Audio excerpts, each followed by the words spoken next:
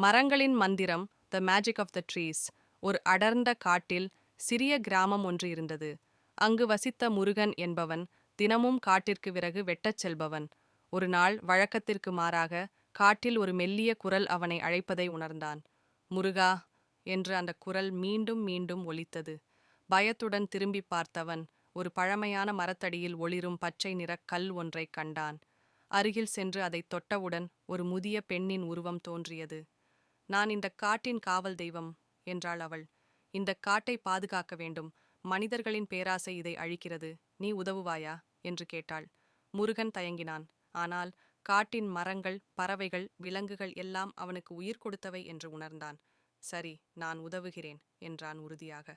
அன்று முதல் முருகன் கிராம மக்களிடம் காட்டின் முக்கியத்துவத்தை பற்றி பேசினான். மரம் வெட்டுவதை குறைத்து புதிய மரங்களை நட்டான். காட்டின் குரல் அவனை வழி நடத்தியது. பல ஆண்டுகளுக்குப் பிறகு அந்த காடு மீண்டும் பசுமையாக செழித்தது. ஒரு நாள் முருகன் அந்த பச்சை கல்லை மீண்டும் தேடினான். ஆனால் அது மறைந்திருந்தது. காட்டின் குரல் மட்டும் மெல்லிசையாக ஒலித்தது. நன்றி முருகா.